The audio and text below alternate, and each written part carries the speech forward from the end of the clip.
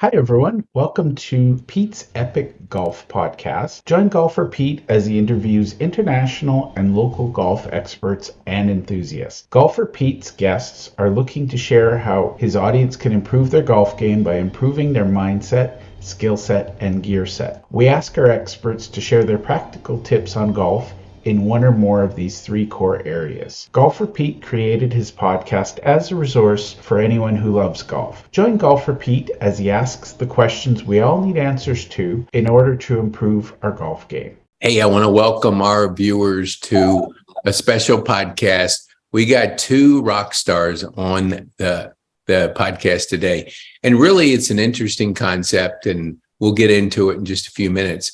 But I want Steve and Tyler to introduce themselves, and then we'll start talking to you about something I think every club should be aware of.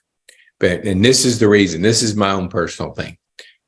If there is one club, there's many, many clubs that sit in the garages of America because golfers love equipment, and we love to buy equipment, and we think equipment is the key to playing better golf, which is another podcast. But they've come up with a concept that allows us to recycle. And I think once you hear from Steve and Tyler, you'll be as excited about us as why this needs to be out there to more people.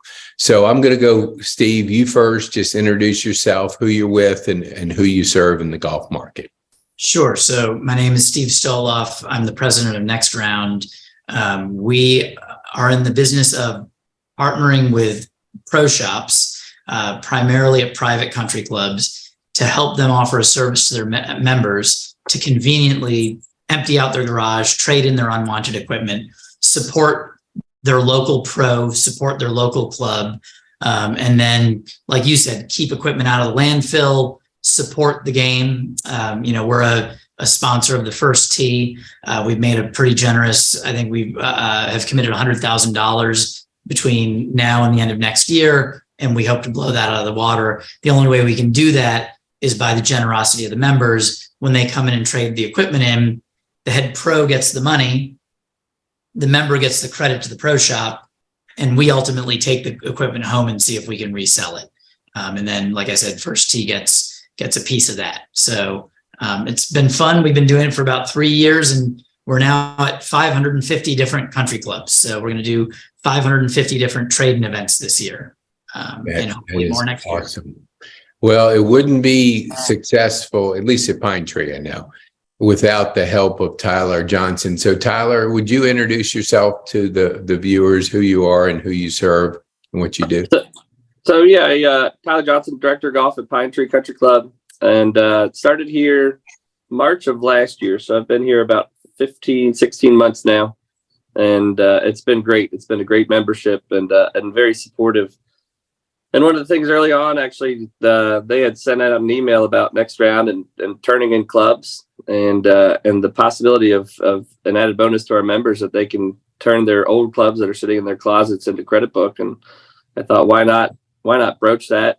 And it was really, really, really pleasantly surprised by everything that happened when they came out. And I think they had over near 50 or 60 members that came out, dropped off clubs, and I heard from numerous guys how excited they were about it. So we have a large membership here. We serve 550 members right now. We're capped, and a very active membership. So it's a lot of fun. And, before you came, Tyler, I remember the conversation that we were having in the pro shop. It was like, is this sure this company is legit? We turn in our clubs and we get a shop credit. Will we ever see a shop credit? I mean, it was like there was that big question mark. And then all of a sudden, when they delivered, it was like, whoa, this is real. And then you come in the next year. And I just know this year, because I went out there on Sunday just to watch. I was curious just how it all went down. I mean, how it was organized.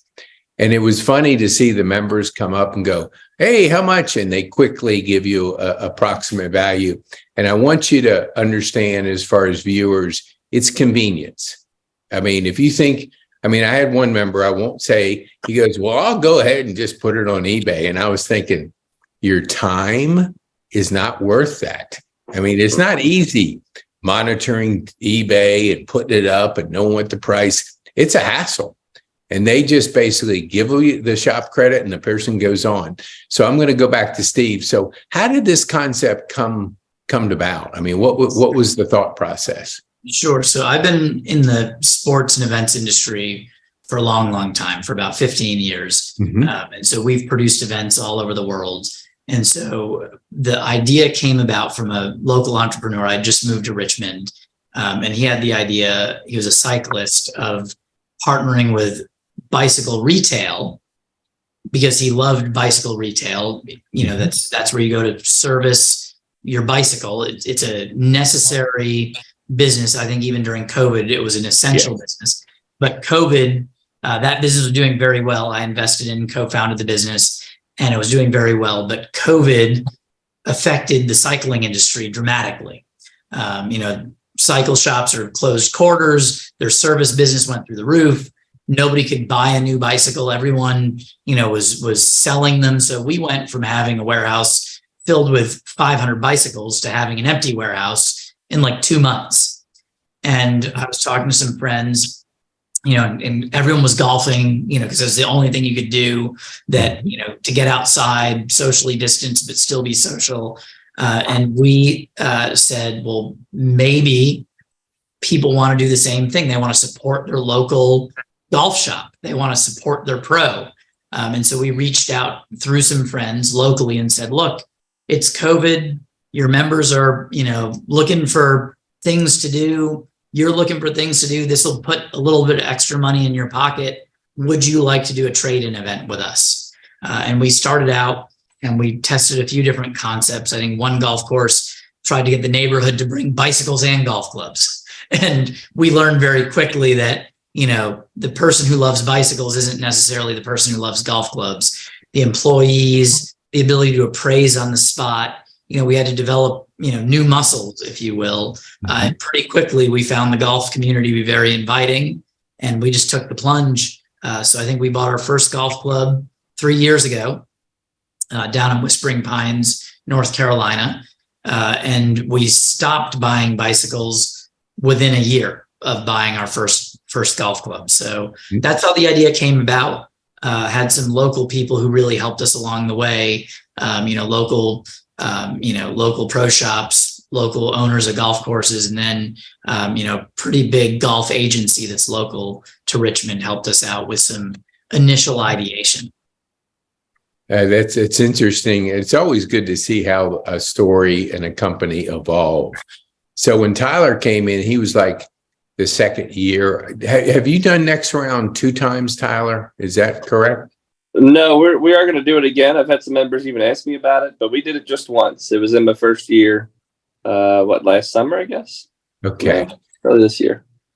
Well, it's funny because I remember the conversation before you and, the doubt. And then all of a sudden Next Round, because before that, I thought there was another name, Steve. Was there another name that was behind this concept before it went to Next Round? Yeah. So our company was called Trade-In Promotions. It still is called Trade-In Promotions. Right. And we did business as the Trade-In Guys.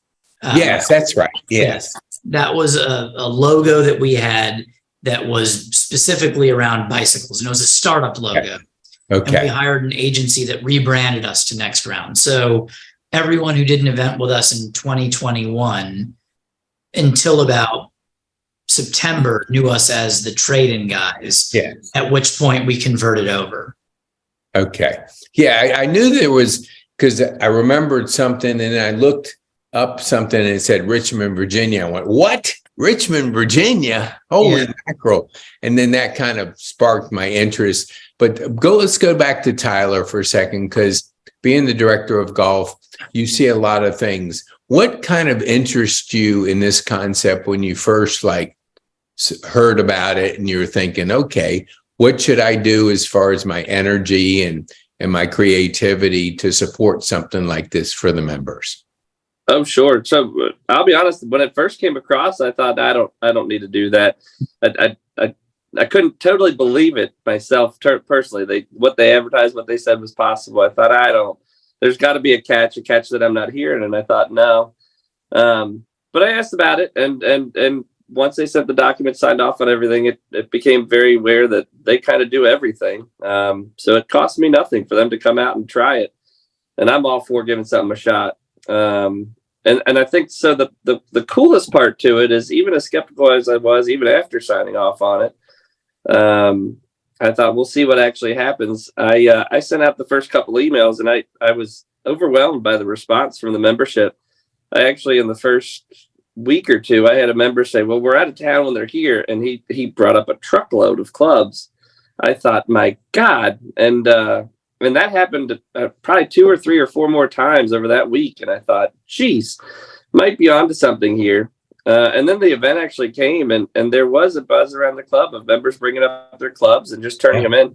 And some of the clubs, let's be honest, they were old. They were very old. Some of them were vintage. I think could have been worth something from an antique style. Mm-hmm. But like they said, it's helping them clear out their clubs, because very often people don't know what to do with them. And they sit in their closet and they collect dust. And so if they even got $10 for it, that's more than they were going to get with it in their closet. Yeah. And I mean, at the end of the day, I just pulled it up because I guess, boy, in my year here, it's gone by fast. We did it. It was around the December timeframe from what I see. And that's when the recap came. And I think we generated, from what I see, about just over $5,000 in our golf shop for members to spend in our golf shop. And I can vouch for it now. I was skeptical. I'll still say I was skeptical, but I had to do nothing. We generated $5,000 for our golf shop, and I really did nothing more than click a button and send an email. And also, I remember I went to the bathroom that day, and in the stall, I'm reading the announcement. I'm going, what on earth? It's in the bathroom. I'm saying, that's promoting, because you got captured space when you're doing your stuff. So, I mean, I was like, man, this guy really knows what he's doing, because communication is everything. And the idea that in the bathroom, I'm seeing the event, I laughed. I could barely go to the bathroom. I was laughing so hard. It was hilarious. And so watching too, I just sat out there and watched the members' reaction. And I don't remember the gentleman. I think it was Mark, but it could have been somebody. It wasn't Josh, because Josh was different. I talked to him. But, he quickly, quickly gave people, okay, we'll give you $200. And some of them were, we're going, okay, that's get them out of the garage. Good. And so it was quick. And then people bringing golf balls. Tell our viewers what you do with the golf balls, Steve. Sure. So a big part of our program is giving back. We were giving back to the PGA Reach Foundation for a while. So most of our golf ball donation from last year went to the local section's Reach Foundation. We recently signed a deal with First Tee. What we found was, when we go out to our events, a lot of people say, well, I give my old stuff to First Tee. And what we found was First Tee didn't want their old stuff. They wanted money. So we would go to the local First Tee and we would buy all of their donation clubs. So all those things that Tyler talked about that don't have value, we would sift through it. And if we found value, we would write a check to First Tee. One of the things that we discovered along the way that has value are old golf balls. And we all have them. You find a water ball, you have a scuff because you hit a tree or the cart path, and you pull it out, you tee it up, and you say, nope, don't want that ball. You throw it back in your bag. So we started collecting those balls. And people would come out with buckets full of them. And we would work with a partner behind the scenes. They would turn those balls into cash. And then we would take the amount of money we made. We would write a check to, at the time, PGA Reach. Now it goes to First Tee. So that's how we achieve our fundraising goal for First Tee. So we give them a commitment per event. We give them a piece of every golf ball that we collect. We buy from their local chapter, and we have other fundraising auctions we have in the works. But overall, it's really to give back and to grow the game through, a charitable giving program. Mm-hmm. Yeah, it's brilliant. I love it. So Tyler, when you get $5,000, and so that's spend money to turn the merchandise in the pro shop. What are you seeing? Like, are people coming in and talking about the money they got, or they just come in and spend it, or how does that work on your end? So, well, two things. One, I want to double back actually with what you brought up, because I do think it's important, because I was skeptical, but I want to touch on when you said how quick it was. And I was floored by that. They did have a very extensive list, and were able to, when you walked up, to tell you a price very, very quickly and help you make a decision. It was not a long, involved process, which was very good. And the other one to that and I totally forgot about, because you said golf balls. I had a member call me and say, do they take golf bags too? And I thought, there's no way. Again, me skeptical. But I reached out and they said no, because it is a grow the game initiative, and they did actually take a few golf bags as well. I know they can't take many golf bags, but it actually worked out. And again, it allows a member to get rid of something that they might not have known where to get rid of before. As far as the buzz, I mean, coming in, guys, it in a way, it almost is like free money, because so many people don't know where to get rid of these clubs. And even First Tee, when he brought up, which now they're working together, which is great. I remember back, this is years ago, but I called First Tee as far as donating clubs. I had a member ask, and they had gotten overwhelmed. They couldn't take anymore. So when you say there was nothing you could do with your old clubs, there was nothing you could do. So the buzz was really centered around that day, and a few days before, with people just excited to again, we're cleaning out our house. I mean, our where we live, and that was the big excitement. Since then, I mean, it's again free money that sits on their account and they can use anytime they want, which is very exciting. It certainly helps us bringing in new merchandise and added merchandise, and that's what you want: an active, engaged, and supportive membership for the shop. Yeah, and it's so important to support your local golf shop, because you have. I mean, I like PGA Superstore, and there's a need for certain things that are on a larger scale that a local shop can't supply. But when it comes to merchandise that has your name on it and has all the branded stuff of Pine Tree, you want to turn that stuff, because I mean, it's so important that the members be able to support the local efforts, because the more they buy, the more you can bring in fresh, new, exciting merchandise that will add value to the membership. So tell me, Tyler, from this, why I've got you on. So I remember you told me about a story, and I got to bring it up because you're on the podcast. So there's a good golfer out there named DJ Johnson, and I kid about, maybe it's just me. Your initials are TJ. You guys played at the same college. Why don't you share with our viewers how you beat them out? Well, maybe that's not the entire story, but tell our viewers how you know DJ. So honestly, the way the funny story behind it is I went to Coastal Carolina University. Out of high school, I like to think that I could play D1 golf. Looking back, I think I was a little out of my league thinking that, but young, didn't know any better. And so I searched for D1 golf, and I got a couple bites, but I really didn't find anything that fit. And so I started looking at these professional golf management programs, which kind of help you get into the golf business. And I happened upon, at the time, there was like 8 of them. Now there's quite a few more PGM programs, as we call it. And I found Coastal Carolina University. And at 18 years old, honestly, Coastal Carolina University, I said the PGM program, but let's be honest, it was school on the beach. And my parents would let me go, and I thought, let's go. And going down there, I thought, well, this is great. I'll try to walk on to the D1 program. I'll just talk to the coach. And I set up a meeting, and I distinctly remember going into that office with the coach, and looking forward to talking about walking on. And he basically, not to be mean, but he was kind of rude. He said, "I've already recruited. I don't need you." And I left there thinking, well, that was kind of mean.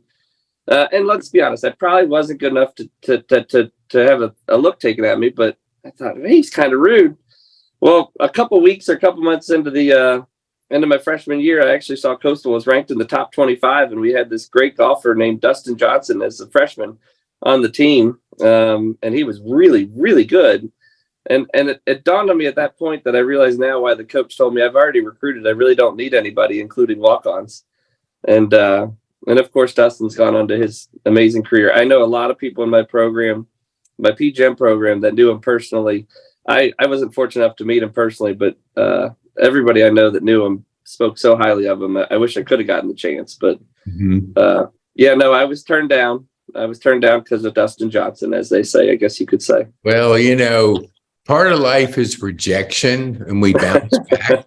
And I think you bounced back really well, because I remember you first, coming on board. I mean, it was a difficult thing to follow Gene and all the things that had gone on at Pine Tree. So coming in, you stepped in, and I'm telling you, I watched you at that Silver Cup, and I was blown away by the way you ran it. And it's just pat yourself on the back, because it's not easy to come into any situation, much less the situation that was at Pine Tree. And now the membership, I mean, I think if it wasn't you walk on water, I guess would be the same. Yeah, you're much appreciated there for sure. So I wanted to go back to Steve for just a second. So where do you see next round, like in the next couple of years? What's y'all's vision for where you want to take the company? Sure. So we have a couple of big initiatives right now. One, we're starting a West Coast expansion. We've serviced the West Coast. We've done business, San Francisco. We've done business in the LA area, but we're moving there more aggressively because we have some management companies that have come on board in the last year that have big presence in Arizona and California. We see ourselves getting in the club fitting service business, meaning club fitters, integrating into their process the convenience of what we do and some of the tools that we've built, so that if they're doing local golf shop club fitting, we've piloted in Richmond and we have a pretty steady flow of clubs. So that makes it easier to sell somebody custom fit clubs if they know they're getting their credit towards that purchase. Beyond that, we've expanded really our pro shop employee buying program. One of the things, and Tyler, may appreciate this. I don't know if you guys have this issue at Pine Tree, but we find that assistant pros are always looking for ways to make money. And so what we've started doing is paying above industry for any pro shop equipment. So any used equipment that a employee may have, they're getting above industry, so they don't have to go out and sell it on a different value guide. They want to sell it on eBay, obviously they can make money, but we have that program going, which has opened up a whole door for kind of the pro level equipment. We have a couple other programs in the hopper, but really servicing that pro shop, really making sure that we put more money in the pocket of the head pro as well as the staff. That's where we're headed, is that relationship and building that out. Wow, that's exciting, because I totally believe in what you're saying, is that local pro shop is the hub of everything happening, and the more support that's behind it, it's better for the members, and obviously it's better for the professional who is managing it and running it. So Tyler, what do you see yourself in the next couple of years with Pine Tree? What kind of goals do you have, or where would you like to see things go from your viewpoint? So, I mean, well, in terms of next round, I've already had members asking about it. So we're going to try to do that once or twice a year, which I think is good. Right. This day and age, while it's both good and bad, so often in years past, you saw clubs on the wall as you went into golf shops, and you could go in and just buy clubs. But this day and age, everything's fit and everything's brand new. And heck, they come out with a new driver every 6 months, not to mention new irons. So people are upgrading constantly, especially with how popular golf is right now. Mm-hmm. And I think it's a great thing that they've started, and I think there's a huge market, and I think it's the proverbial win-win on both sides. So definitely doing more events, and this is just one example from that larger goal from ourselves and in my role at Pine Tree of engaging the membership and an active membership. I don't want a bunch of members that come in with their guests and just go play their own round and go do their own thing. I want a group of people, a group of members that go out and play and are active, engaged with events and engaged at the club. And I think this is one of those avenues where they can do that and look to continue and grow that. So I agree with you. Well, I want to thank both of you, because I know two busy individuals. We could talk about golf and for a long time, but we have work to do. And so I want I respect your time, and I appreciate you both coming on. We always ask, like, from a guest standpoint, we always get our guests from our current guests. I'll go to Tyler first. Is there somebody you think would make a good guest for the podcast that you might be able to recommend to? Gosh, boy, you put me on the spot. Yeah, hey, look, that's pressure. Offhand, I tell you, one of them, I'm very active in the Georgia PGA in the section, and what those guys do with tournaments and events, I think is very neat. I just played last week in the State Open and the Georgia Open down at Ford Field and River Club. Yeah, and that brings in pros across the state, and they do a really good job. So the Georgia PGA, anybody with them, Scott Geary, the executive director, or Pat Day, I would love to hear more of what they do and how they work. So many people don't know what they do behind the scenes. No, I agree with you. Thank you for that. And Bartina usually follows up, and so if you just give her that information, we'll see if they're interested in being a guest. And Steve, you're in my hometown up there. I don't know if there's any Salisbury members that you can check out. Yeah, we have the local First Tee chapter. We have Brent Schneider, who's the executive director there. I'm actually getting together with him next Tuesday. I'll mention the podcast to him. Okay. And then I think I mentioned this to you the other day, but Gift Breed, the golf course here locally. He's been in the industry for a while. His brother has a show on the Golf Channel. So, he's opinionated and well connected in the industry. I think you guys know each other. So he's always a good person to chat with. He's never a dull moment. No, I totally agree, because when he played baseball at Richmond, his buddy Mike Natale, they were good buddies, and so we would go out and occasionally when I was there. And Giff is a colorful guy. He's not an introvert, I guess you could say. Well, guys, thank you so much. I appreciate you coming and taking the time to share, your thoughts in the golf industry, because we're always looking for the latest and the best concepts and people to appear. So thank you all very much, and we'll be in touch. Thank you so. Thanks, Pete. Thank you. Appreciate it. Thanks, Pete.